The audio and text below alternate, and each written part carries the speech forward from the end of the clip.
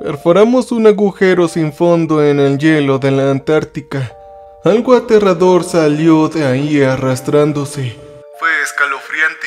Simplemente mantén la mente abierta, chico, me dijo con voz áspera el profesor Russell a través del voluminoso teléfono amarillo, mientras el hidroavión hacía su descenso final. No se entra en este negocio con una empresa cerrada. Sí, ya lo sé. De repente sonaba algo triste y distante, o quizás borracho. Antes de que pudiera preguntar qué sucedía, colgó, y el pésimo desayuno que había tomado antes casi se derramó de mi boca mientras el avión realizaba lo que solo podría describirse como un aterrizaje brusco.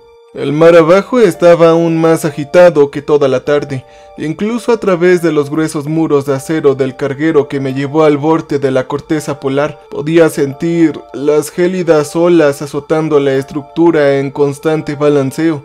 Al subir al hidroavión desde la cubierta del carguero, no pude evitar sentirme como si estuviera subiendo a un juguete. Con solo mirar la fragilidad de las alas me asaltó la espantosa visión de mi muerte prematura entre las olas agitadas y medio congeladas. Pero bueno, ya me estoy desviando del tema. Ahora que habíamos aterrizado, solo tenía una cosa en mente: el blanco. Puedes leer todos los libros, ver todos los documentales, pero nada se compara con la magnitud del blanco la primera vez que lo ves de cerca y en persona. Era blanco hasta donde se puede ver, solamente de ese color. Al menos finalmente ya tendrás tu blanca Navidad, casi me gritó Julie, mi esposa, mientras me despedía con la mano desde el ruidoso y húmedo muelle sudamericano. Oye, Julie, yo te amo, no lo olvides, grité, pero las anchas puertas dobles del barco se cerraron de golpe y ni siquiera estaba seguro de si me había escuchado o no. Pero creo que eso fue hace 100 años, a 1.000.000 de kilómetros de distancia. Al menos eso fue lo que yo sentí mientras miraba la tundra completamente blanca e inmóvil a través de la pecera del hidroavión que llamaban ventana. «Esta es tu parada, amigo», me dijo con una sonrisa torcida el piloto, que no había dicho ni una palabra en todo el viaje. Salía a gritos de la cabina demasiado pequeña y casi me resbalaba los pies al chocar contra el muelle cubierto de hielo, siempre en movimiento. Una mano ancha y dura como el cuero me sujetó del hombro antes de que pudiera caerme de trasero. «Bienvenido a la Antártida, chico», gruñó una voz femenina y apagada que no coincidía con la mano que señalaba hacia el suelo. Miré hacia arriba, hacia el dueño de hombros anchos, tanto de la mano como de la voz, para encontrar una capucha, una bufanda cubierta de hielo y dos ojos pequeños y brillantes que me miraban fijamente. «Profesor Russell», decía la bufanda. «Ah, hola, profesor, mucho gusto en conocerlo por fin». «En realidad, el profesor no pudo venir. Yo me llamo Christine. Sean bienvenidos», respondió la chica de la bufanda al instante, sin poder o querer ocultar su decepción. «Yo me llamo Garrison Cummins. Soy uno de los investigadores asociados del profesor». Christine empezó a meter la mano en la cabina del hidroavión y a sacar mis maletas. Fue en ese momento que recuerdo haberme fijado de verdad en lo que me rodeaba, no solo en la blancura absorbente, casi cegadora, sino también en el frío gélido e indescriptible que lo acompañaba. Delante de mí estaba el propio puesto de avanzada, la estación de investigación 2231. Desde el cielo, el edificio era un punto y de cerca no parecía mucho más grande. «Profesor, dígame, ¿en qué se estaba metiendo aquí abajo?», escuché murmurar a Christine desde el interior del avión. «Ah, una anomalía, es prácticamente todo lo que dijo», yo respondí. Christine se rió cuando su capucha y su bufanda y esos ojos negros volvieron a aparecer en mi vista. «Vaya, una anomalía. Eso sí que es una forma de decirlo, ¿eh?», dijo Christine casi escupiendo las palabras. La mujer alta dejó caer mis maletas en la nieve y se dirigió hacia el piloto entregándole un fajo de billetes. «Mejor regresa a tu nave, no querrás estar aquí de noche», dijo Cristina, la sonrisa torcida que nos miraba a través del parabrisas del avión. «Hace mucho frío aquí, ¿verdad?», Oí reír al piloto. Sí, algo así, murmuró ella mientras las hélices gemelas empezaron a zumbar. Mientras el hidroavión despegaba, pensé en preguntarle a Christine más detalles, pero antes de que pudiera hacerlo, la mujer grande y hosca se volvió hacia mí con sus ojos pequeños y brillantes. Oye, ¿tú crees en todo esto, verdad? Me refiero a lo que hablé con el profesor, todas esas malditas cosas raras que hay por aquí. Sí, es que tengo que hacerlo realmente, respondí de inmediato y concluí con una sonrisa. Ella no me devolvió ningún gesto. Estamos practicando, ni siquiera sé para qué. Solo seguimos las órdenes y estábamos practicando y practicando y practicando. Empezó con la mirada perdida como siempre y luego tartamudeó con la mirada fija, hipnótica, más allá de donde yo estaba, como si me mirara directamente. ¿Ah? ¿Y encontraron algo ahí abajo, en el fondo, me refiero? Yo supuse intentando volver al tema. Ella hizo una pausa, como sonriendo y frunciendo el ceño. Sus emociones estaban librando una batalla intermitente y muy física en su rostro. Bueno, eso es que no había algo en el fondo como tal, continuó Christine finalmente con un gruñido bajo. La mujer quedó interrumpida cuando un grito horrible y enloquecido proveniente de la entrada principal de la base penetró el silencio invernal. Un hombre que tenía unos ojos negros similares a los de Christine, aunque solo llevaba la mitad de la ropa, irrumpió por la puerta principal y se dirigió maniáticamente hacia el hidroavión que ya estaba en el aire y se dirigía de regreso al buque de carga. Gritaba y sollozaba tan fuerte como podía, con las manos extendidas hacia el cielo vibrante, rogando el avión que regresara. Escuché a Christine murmurar al menos 3 palabras antes de acercarse al hombre, levantar el brazo y arrojarlo al suelo cubierto de nieve con un solo puño cerrado casi manualmente. Se hizo el silencio de nuevo mientras Christine observaba a su compañero caído.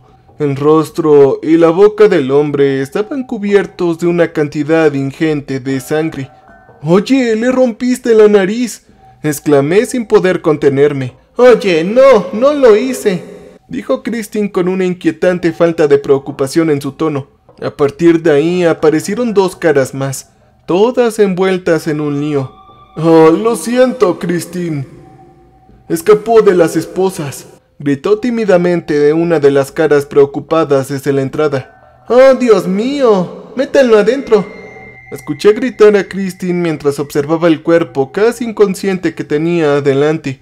Cuando las 2 figuras, ambos hombres, emergieron de la entrada para ayudar al hombre desplomado a regresarlo a la base, tomé nota de su muñeca izquierda. Tenía un par de esposas cubiertas de sangre colgando inútilmente contra el suelo. En cuanto a la muñeca derecha del hombre enloquecido, esta y la mano estaban retorcidas casi hasta el hueso. Habían marcas de mordeduras, las suyas. «Supongo que te debo algunas respuestas», murmuró Christine. Una ligera nevada comenzó a caer mientras nos dirigíamos hacia la base. Ella hizo una pausa y me quedé congelado más bien. Y más allá de la estructura, juro, allí en el blanco vi algo moverse entre la nieve. Algo se movió sin duda. Y sin embargo, de alguna manera no sentía la sensación de ser observado por una presencia física, sino más bien una confusión mental temblorosa, como si algo horrible e invisible, furioso y triste me mirara fijamente de la nada de la tundra aplanada, y aún así era incapaz o no quería de comprenderlo físicamente. Soplaba un viento hueco y sentía un hormigueo en la columna que no había sentido desde que era pequeño, cuando mis padres me llevaron por primera vez al zoológico de Filadelfia. Recordé la boa, la serpiente sentada enredada en su compartimento demasiado pequeño. «Oh, no te preocupes, no puede vernos, solo hay un espejo al otro lado», me aseguró el guía turístico con la cara llena de granos mientras palidecía. Pero no, yo sabía que eso no era completamente cierto. La forma en que esos ojos negros y depredadores me miraban a través del fino cristal protector y la forma en que mi joven mente divagaba hacia una espantosa conclusión de lo que sucedería si fuera la hora de comer y esa gran panel de vidrio desapareciera de repente como si nunca hubiera estado ahí en primer lugar, yo terminaría haciendo esa comida, ese almuerzo de esa boa. Más tarde recordaría este momento con gran fascinación una vez que comprendí por completo los horrores primarios que enfrentaba aquí, en el gélido confín de la tierra, como si mi mente supiera a qué me enfrentaba e intentara advertirme con un recuerdo fugaz. Ese delgado panel de vidrio y todo lo que representaba como si nunca hubiera estado ahí en primer lugar. «Oye, Christine, espérenme», grité demasiado fuerte y demasiado cobarde mientras veía las 4 figuras entrar lentamente en la relativa seguridad de la base. La nieve caía ahora con mucha más fuerza y el viento agitaba los grandes copos formando un frenético remolino. Al apartar la mirada del blanco y de lo que fuera me dificultaba la respiración y me tensaba los movimientos. Yo me fijé en la expresión de Christine. La misma media sonrisa, medio ceño fruncido de antes, como si supiera exactamente cómo me sentía. Yo casi me caigo de la cama con el sonido de la alarma nocturna, un chillido estridente para el que no nos habían preparado, ya que nos estaban entrenando para ese trabajo. El eslogan era como «Descubre el mundo, gana dinero y sé parte de algo grande». ¡Ja! Vaya tontería. Tom Pinks asomó la cabeza en la habitación aunque mis pechos estaban al descubierto. Ni siquiera pareció darse cuenta. «¿Debería tomar el arma?», gritó.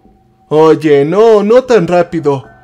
«Oye, no tan rápido», grité por la alarma mientras me esforzaba por conseguir una playera que no estuviera demasiada vieja y demasiada sucia, y que también me calentara. «Oigan, ¿qué pasa allá afuera?» «Es el agujero. ¡El maldito agujero!».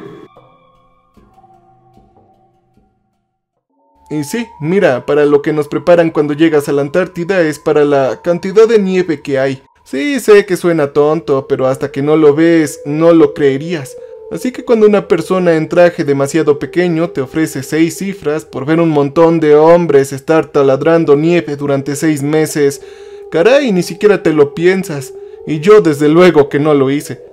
Pero maldita sea, el primer día que ese pequeño pájaro de porquería nos dejó aquí, supe que nos había metido en un lío. «Usarás un taladro», me dijo la mujer que se presentó como doctora. «Ah, sí, cosas bastante comunes. ¿Y por qué tanto secretismo, ¿Qué hay de los contratos y el dinero?», dije con la boca llena de lenguado relleno que disfrutaba a costa de la compañía. Ella ni siquiera se inmutó cuando preguntó la siguiente parte. «Oiga, ¿usted cree en Dios?». A partir de ahí la conversación solo se volvió más extraña. Escuché a Tom Pinks gritando mi nombre. Me hizo volver en mí mientras me acercaba al pasillo de la base. La alarma interminable realmente comenzaba a enojarme. «Oye, Tom Pinks, apaga la maldita alarma, es bastante ruidosa», dije. Inspeccioné la cabaña de investigación circundante y me encontré con las caras de los condenados. Por supuesto, el resto del equipo siempre tenía ese aspecto. Además de Tom Pinks, nuestro ejemplo de seguridad, estaban los hermanos Kigley, Ed y Lawrence, los ingenieros británicos que diseñaron el supertaladro. Junto a ellos estaban Art Inkley, nuestro médico para fines de investigación médicos. También estaba Brian Parker, nuestro cocinero, así como Steve Jenkins y un inútil que creímos que antes era un indigente al que simplemente llamábamos Hal. Juntos los dos formaban nuestra fuerza brutal laboral, y Dios los bendiga. El único que faltaba era Michael Hart, mi maldito hermano y el único hombre que probablemente podría encontrar una solución incluso en el extremo más frío del mundo. «Oigan, ¿dónde está Michael?», grité justo antes cuando la alarma se apagara. Maldije mientras me frotaba la sien que me palpitaba. «Dijo que volvió corriendo al agujero justo después», gritó Tom Pinks emocionado, como si la maldita cosa hubiera seguido sonando. «Oye, Tom Pinks, respira hondo. ¿Dónde está Hal?», lo interrumpí. Sí, aquí estoy, gruñó Hal cortésmente a través de su barba con sal y pimienta de Papá Noel. Oye, ¿viste a Michael? Sí, lo vi, repitió señalando hacia el pasillo, hacia la parte trasera de la base y hacia el agujero que llevábamos semanas perforando, el agujero que seguía y seguía y seguía. ¿Y qué buscamos ahí exactamente?, le pregunté a la buena doctora después de que me explicara el proceso de perforación durante nuestra orientación. Lo que sea que encontremos ahí, respondió ella con una sonrisa. Así que perforamos con el taladro más grande que jamás había visto. Al parecer, los Qui-Gon llamaron la atención de la compañía tras desarrollar un taladro remoto que podría alcanzar el fondo del Pacífico, pero era lo suficientemente ligero como para ser remolcado y transportado. Más tarde, Ed me diría que la compañía solo tenía una pregunta antes de firmar el cheque. ¿Qué pasaría si lo hicieran más grande? ¿Tenemos que salir todos?, preguntó Brian con pereza mientras yo tomaba el abrigo térmico más cercano del pechero. Sí, solo si yo se los pido, repliqué. Eché un vistazo rápido al reloj de pared casi a las 4 de la mañana. ¡Oh, carajo! Han, Sid y Dr. Hinckley, vengan conmigo, murmuré extrañando ya mi cama. Voy a buscar mi mochila, dijo el médico con firme dignidad incluso para las 4 de la maldita mañana. Debería ir también, prácticamente se quejó Tompkins, de alguna manera ya sosteniendo la única arma de fuego en la base, un rifle de un solo disparo que le rogué a la compañía que mantuviera bajo llave. Oye, no, ¿y qué te pasa? Guarda esa maldita cosa antes de que pase un accidente. Pero entonces me interrumpió un grito horrible de porquería. Resonó por las paredes de la base con un aullido reverberante que apenas era humano. Vaya, escuché murmurar a Sid después de un momento. Carajo, Michael, ¿qué pasó?, murmuré mientras le arrebataba el rifle de las manos a Tompkins. A esto le siguió un coro de «Nosotros también venimos», mientras prácticamente toda la tripulación lo gritaba al mismo tiempo. El agujero se creó justo detrás de la estructura principal de la base, según nuestras órdenes. El taladro de los Qui-Gon se construyó directamente sobre el techo reforzado de la base, conectado a una grúa que le permitía extenderse hasta 600 metros, lo cual no era necesario. Tenía un cable de acero tan grueso como el brazo de un hombre adulto, serpenteando alrededor de toda la base, integrado en las paredes para mantener estables tanto el taladro como la estructura durante todo el proceso. Yo no pregunté, pero Lawrence me dijo que podía extenderse kilómetros y que era el sistema principal de poleas para mantener el taladro en marcha hasta que chocara con algo. Por supuesto, ese era el problema, pero nunca lo fue. Sentía el frío penetrante incluso antes de doblar la esquina que conduce a la entrada trasera. Al llegar a la puerta trasera, que ya estaba abierta, le hice señas al equipo para que me dieran espacio. El viento de afuera azotaba con furia lo que antes era nuestro comedor principal. Ahora parecía el interior de una maldita cámara frigorífica. ¡Todos atrás! ¡Todos atrás!, grité mientras sacaba una bengala de un botiquín de primeros auxilios colgado en la pared. Antes de que pudiera siquiera encender la maldita cosa, uno de esos gritos sobrenaturales hizo que todo el equipo, incluyéndome, prácticamente saltara bajo nuestros pies. Una fracción de segundo después, Michael estaba corriendo por la entrada trasera completamente sin ropa. «¡Oye, Michael!», grité. «¡Eso es imposible!». Escuché gritar al médico mientras se dirigía al botiquín de primeros auxilios y tomaba la pequeña manta térmica de adentro. Nos reunimos alrededor de Michael mientras él temblaba y se estremecía en el suelo. «¡Que alguien cierre esa maldita puerta!», gritó Tompkins y nada ni nadie se movió. Nos reunimos alrededor de Michael mientras él temblaba y se estremecía en el suelo. «Oye, Michael, ¿qué sucede? ¿Qué está pasando, hombre?», pregunté mientras el médico lo envolvía en la tela tibia. «El agujero, ¿hay algo ahí?», dijo estremeciéndose mientras señalaba con un dedo huesudo azul y ampollado hacia la entrada trasera. «¿Qué pasa con eso?», preguntó Tompkins. Michael dejó de temblar por un momento y giró la cabeza. Los ojos negros carbón que ambos heredamos de nuestra madre penetraron mi alma mientras me miraba. «Mantén la puerta sin llave, ha sido muy largo», susurró Michael con los labios agrietados, y entonces empezó a reírse a carcajadas. Me puse de pie para no romperle los dientes. Él nos estaba haciendo un tipo de broma. Sin embargo, la sensación no pasó cuando otro de esos gritos estremecedores resonó en la base. «¡Dios mío! ¡Eso viene de allá afuera!», murmuró Tompkins. «No me digas», murmuré mientras encendía la bengala. Arrojé el objeto brillante afuera a la oscuridad fría y nevada. Todo estaba en silencio mientras la cegadora punta de la llama se deslizaba por la tundra hacia el agujero. La oscuridad danzaba alrededor del resplandor naranja rojo con una precisión misteriosa y hueca. Pero no había nada. La bengala rodó hasta la cresta del agujero y se detuvo justo en el borde, lo suficientemente cerca para iluminar el rostro del bastardo sin vida de mi padre aferrado a la cima del agujero con elegancia casual. Nos quedamos ahí sin aliento. Él sonrió y saludó. Y entonces, sin más, se soltó, desapareciendo en la oscuridad sin fondo. Yo me desmayé justo cuando Hal forzó el cierre de la entrada trasera. «¿Me creen?», pregunté. Harrison hizo una pausa, pero no levantó la vista de su cuaderno. «El profesor lo hizo cuando hablé con él por el teléfono», dijo. «Bueno, si no lo hiciera, no me habría pedido que viniera, ¿no?». Empezó a hablar. Yo sonreí más o menos. Luego volvió a escribir.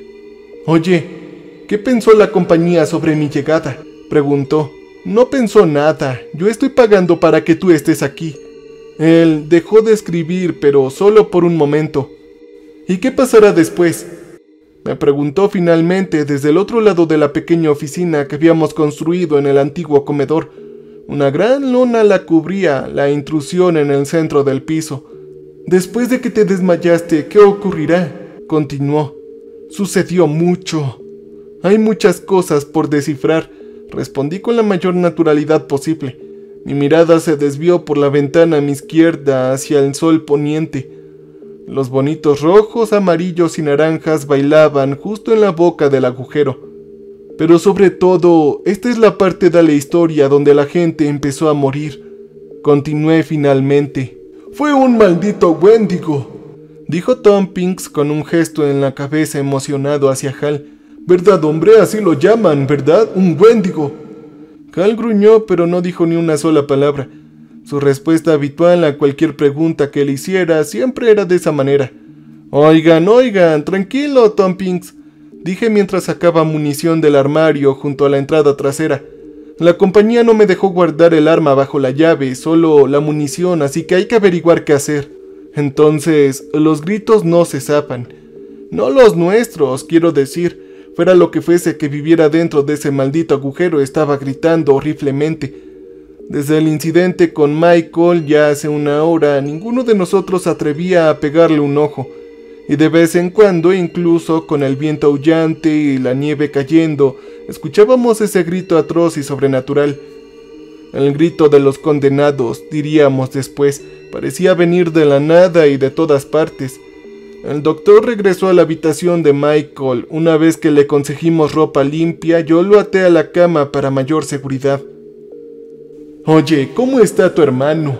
Y, por cierto, ¿alguien tiene un cigarrillo?». Empezó a hablar el doctor Hinckley y luego se detuvo. Nadie habló. «Oh, me temo que él no se encuentra bien. Pero claro, después de lo que todos parecimos experimentar, quizá ninguno de nosotros esté bien», continuó el médico un poco derrotado. «Ah, debe ser alucinación colectiva», gritaron los hermanos Quayle al mismo tiempo, y odiaba cuando hacían eso. «Esto es algo que pasa, yo ya lo había leído», continuó Ed triunfalmente. «Y el Wendigo también», intervino Tompkins. «Oh, Dios mío, Tompkins, ya cállate», empezó Sid mientras encendía un cigarrillo para evidentemente consternación de Hinckley. «Oigan, cállense todos. Si queremos averiguar qué demonios está pasando aquí, tendremos que...». Pero me interrumpió otro aullido. Juraría que vino de debajo de nosotros. «Oh, carajo, voy a preparar un poco de café, ya no soporto esto», murmuró Parker tímidamente mientras se dirigía a la cocina. ¡Carajo, carajo, carajo!, maldije mientras me levantaba de mi silla. Le robaba el cigarrillo de la boca a Sid, le daba una larga calada y se lo entregué al médico. No era tabaco. ¡Oh, qué bien!, oí murmurar el doctor después de una inhalación rápida. Oye, Ed y Lawrence, llamé intentando llamar la atención de los británicos. ¿Podemos hablar con alguien por radio y pedir ayuda? ¿De la compañía?, preguntó uno de ellos. No, a Santa Claus, amigo. Chicos, por favor espérenme a mitad de camino, grité dirigiéndome a toda la sala. Tomé mi asiento anterior y apoyé la frente contra el rifle, sintiéndome repentinamente muy agotado. Parker se acercó con un vaso de papel con aspecto viejo, lleno de lo que la compañía llamaba café. Ok, gracias, conseguí decir mientras tomaba la taza pequeña. Hubo un largo momento de silencio. Oigan, ¿qué vieron? ¿Qué vieron salir del agujero?, pregunté finalmente. Hubo otro momento de nada. El viento amortiguado que soplaba desde afuera era el único ruido real dentro de toda la base. Mi esposa, aunque ella ya murió hace mucho tiempo, dijo Sid primero. La mía también. Mi esposa ahí estaba, tan clara como el agua. El cáncer se la había llevado hace 7 años, pero ahí estaba en el agujero. Intervino Tompkins sin que la emoción de antes se notara en su voz. Sí, la mía sucedió en un accidente automovilístico, dijo Sid, y los dos hombres asintieron el uno al otro. Nosotros vimos a nuestra madre, añadieron los hermanos gemelos Quayle al mismo tiempo. Yo, en cambio, vi a un paciente, a mi ex. Oí murmurar al doctor Hinckley. Yo vi a Tommy Perkins, espetó Parker con una taza de café temblorosa en la mano. En el instituto éramos muy unidos, como hermanos, hasta la universidad. Él se fue y yo me quedé. Parker se quedó en silencio. Por un momento nadie dijo una palabra. Él se quitó la vida hace 4 años al menos. Eso fue lo que yo escuché. Continuó algo a regañadientes. Bueno, yo vi a mi padre, dije finalmente. El día en que lo enterramos, Mike y yo hicimos una fiesta. Y sin embargo, ahí estaba, sonriéndome en medio de la nada, en plena noche, en medio de una maldita tormenta de nieve. No me di cuenta de que estaba gritando hasta que vi la expresión de los hombres. Respiré hondo e hice todo lo posible por apoyarme en la pared helada que venía detrás. Es una locura, dije, más bien para mí mismo mientras intentaba calmarme. Era una locura total. Esto es una maldita tontería, gruñó Hal. Todos nos giramos para mirarlo a la vez, sorprendidos de escuchar algo más que un sí o un no salir de su boca. No es un Wendigo, continuó Hal. Es Sihirak. La cara de esa cosa es... El viejo e inútil hizo un gesto amplio frente a su propia cara y gruñó. Esa cosa hace cambios en su cara, concluyó. ¿Cambios? ¿A qué te refieres?, preguntó Tompkins. Bueno, es un cambiaformas, balbuceó Hal buscando la frase y yo terminé de decirlo. Sí, es un maldito cambiaformas. Hal me señaló y asintió. Una pequeña sonrisa apareció brevemente en su barba. Es como un Iyak, dijo mientras la sonrisa se desvanecía rápidamente y un rojo intenso que nunca había visto antes invadía sus ojos naturalmente oscuros. Es pequeño, demasiado pequeño, continuó con voz entrecortada, juntando las manos en una forma esférica no mayor que un balón de fútbol. Nosotros asentimos en silencio hasta que escuchamos un grito, y entonces, sin previo aviso, el suelo delante de nosotros empezó a ceder. El hormigón se movió y un ruido de excavación como nunca había oído en mi vida empezó a llenar toda la habitación, pero no como el de una máquina, sino como manos y garras. El grito estaba aún más cerca esta vez. Estábamos demasiado cerca como para descubrir que algo muy grande, muy extraño y muy enojado estaba atravesando el suelo, lo quisiéramos o no.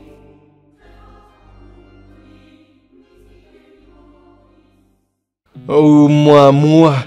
Recuerdo haber leído ese nombre en el titular del periódico local. Apenas podía pronunciarlo y me impactó lo inusual que podía llegar a ser la portada.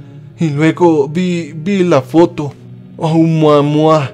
El explorador, así lo llamaremos esta vez porque es más apropiado. Esa forma alargada y esbelta que los supuestos expertos llaman forma de cigarro. La frase misma evoca la idea de que los sureños toman un camino equivocado y se topan con invasores del espacio exterior. Personalmente creo que parece excremento de gato, pero esa es solo mi opinión profesional. La primera vez que me topé con uno de estos puros era niño. Surcaba el cielo nocturno sobre la destartalada granja de mi padre. Era a una altura similar a la de un cometa. Observé cómo el inusual objeto volaba 2 veces. Y entonces aterrizó, o mejor dicho, pasó a través del suelo justo ante mis ojos. Solo pude observar con impotencia cómo el objeto largo y delgado parecía atravesar la tierra marrón y verde ante mí. Esa noche intenté desesperadamente explicarle a mi padre lo que había visto, y recibí un revés pasivo empapado en alcohol por las molestias. El resto de la noche yo permanecía en la cama mirando por la ventana de mi habitación, observando el punto exacto donde había visto pasar la enorme estructura como si fuera de aire. En muchos sentidos, aunque era un niño pequeño, ese fue el comienzo de mi carrera como de lo que los medios de comunicación tradicionales describirían como un investigador paranormal. Con el paso de los años comencé a adquirir un vasto conocimiento de lo desconocido. Empecé en mi biblioteca local y devoré la escasa información que pude encontrar sobre extraterrestres, fantasmas, duendes, cambiaformas, monstruos y cosas que se mueven en la noche. Con el tiempo descubrí revistas de segunda categoría que cubrían lo extraño y macabro, e invitaban a los lectores a enviarme cualquier información que pudieran tener sobre su propio conocimiento de primera mano sobre estos temas. La noche en que mi padre encontró esas revistas me golpeó tan fuerte que su cara se puso tan roja como un tomate que estaba seguro de que iba a sufrir un ataque al corazón en ese mismo momento, pero no sucedió. El ataque se había hecho esperar y llegó 2 semanas después mientras veía a sus Phillies favoritos jugar su partido favorito mientras bebía su cerveza favorita. Me llamó al morir, yo lo ignoré, algo que nunca le dije a nadie. Por el tono de su voz, con un nerviosismo desesperado que nunca antes había escuchado, supe que algo malo y definitivo estaba sucediendo, pero no emití ningún sonido. Solo lo encontré al salir por la puerta principal con todas mis pertenencias que pude meter en la bolsa de viaje que me había dado una de mis revistas por ser suscriptor. El televisor seguía encendido y el anciano tenía los ojos muy abiertos, aunque la poca luz que alguna vez se había apagado hace tiempo. Le dije que lo consideraba un padre incompetente y luego me marché. Pero bueno, creo que ya me estoy desviando. Discúlpenme. La mente suele divagar cuando llegas a esta etapa de la vida. Esta etapa sin vuelta atrás que parece encontrar el equilibrio perfecto entre la tranquilidad y la locura absoluta. El explorador. Oumuamua. Oh, ese nombre. Cuanto más lo pienso, más me agrada. En fin, los años empezaron a pasar. Había convertido mi recién descubierta condición de huérfanos en una licencia liberadora para viajar por el país. Usaba todos los recursos posibles para ir de un lado a otro, a veces intercambiando lo que necesitaba para sobrevivir. Con el tiempo empecé a amasar dinero de maneras más retorcidas de las que jamás me atreví a admitir. Pero fuera lo que fuese lo que me había llevado a mi objetivo, me daba igual. En aquella época nadie me hacía preguntas, y un adolescente solitario pasando el rato en un área de descanso era algo de lo que no hacía falta saber nada. Además, puedo asegurarles que la mayoría de mis clientes distaban mucho de ser considerados queer. Supongo que no me importa admitir que muchos anillos de boda robados acabarían pagando casi toda mi matrícula. Parecía haber una regla tácita, que el anillo tenía que quitárselos antes de acostarse conmigo. Era bastante fácil de levantar, ya que el cliente yacía en la cama del motel barato, y el estupor post-orgasmo me llevaba a un sueño lleno de imágenes de mis entrañas magulladas y maltratadas. Pero de nuevo me estoy desviando del tema. La universidad fue un paseo figurativo con semestres minúsculos, pasando en un abrir y cerrar de ojos. Mis años de vagabundeo solitario no me habían preparado para el aspecto social que esperaba de un joven universitario de primer año. Menos mal, más tiempo para dedicarme a la verdadera materia que me importaba, la única materia que me importaba, la cosa que eventualmente se llamaría Aoumuamua. Empecé a investigar otros avistamientos similares. No fue difícil, por supuesto, ya que en aquella época la fiebre ovni arrasaba en todo el país, y parecía haber un nuevo reportaje en las noticias de la noche al menos una vez a la semana. Los viejos clichés empezaron a convertirse en la norma. Un matrimonio de ancianos que regresaba de una fiesta, un padre soltero que trabajaba hasta tarde y acababa de volver a casa, la joven pareja de estudiantes de secundaria besuqueándose en Lover's Lane, interrumpido por una cosa con forma de cigarrillo, interrumpido por esa cosa en forma de cigarro, un terrible dispositivo que no era de este mundo. Y sí, tenían razón, por supuesto, no era de este mundo, pero claro, los informes recientes indican que este recién descubrimiento simplemente está pasando por nuestro reino. Tampoco sería correcto llamarlo extraterrestre. Hoy es un alienígena en el sentido de que es extraño, diferente e inesperado, pero no en el sentido de que sea de otro planeta, solo de otro mundo. Y ese mundo en el que ellos entran, al que ellos atraviesan, es horrible, por supuesto, a falta de una mejor expresión. Descubrir toda tu civilización, toda tu historia mundial, toda tu población. Todas las pequeñas disputas de política y religión y la rutina diaria, amor, pena, felicidad, tristeza, alegría y horror, toda esa riqueza que compone nuestro planeta es inútil, innegablemente inútil cuando te das cuenta de que no eres más que la última parada en el camino a casa, de regreso al plano real donde la muerte es solo la entrada, lo que me lleva a la historia de la Antártida. Sobre esa mujer patética y esas almas perdidas enviadas al fin del mundo para descubrir algo que ni siquiera estamos preparados para comprender. Esa maldita compañía que los incitó a hacerlo y que a mí me incitó a hacerlo. Oh, y al pobre Gary Cummins, el único estudiante que realmente solicitó el aprendizaje, mi único amigo. Podrían perforar desde el polo sur hasta el suelo de la sala de Papá Noel, pero no encontrarían nada.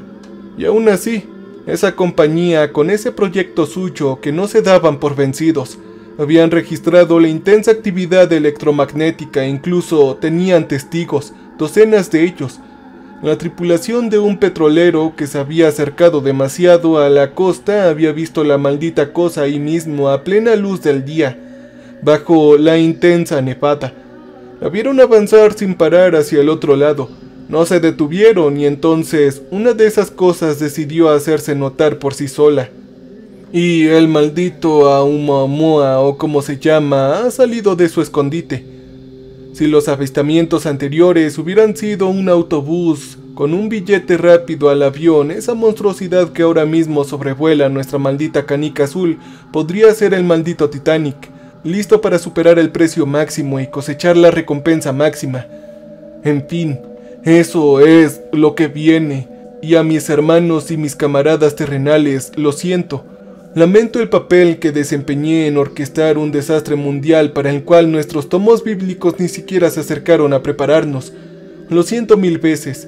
Que el Oumuamua me perdone. El texto anterior fue encontrado aparentemente con bastante prisa, escrito en una computadora portátil abierta en la casa del profesor Anton Russell. El cuerpo del profesor fue descubierto tendido en el suelo de su dormitorio. Aunque sostenía una pistola en la mano, este permaneció sin disparar. La autopsia oficial reveló un aneurisma repentino y masivo como causa de muerte. El profesor Russell no dejó esposa ni hijos. Cambio y fuera.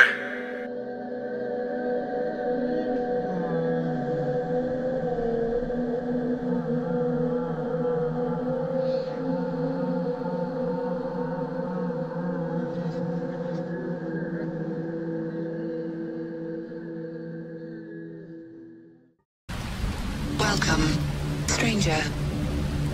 We have not met before. We are repulsive. So glad you came to visit us. So glad. We make music for people who want to feel alive. You can use our music for your creative content. You can use our music.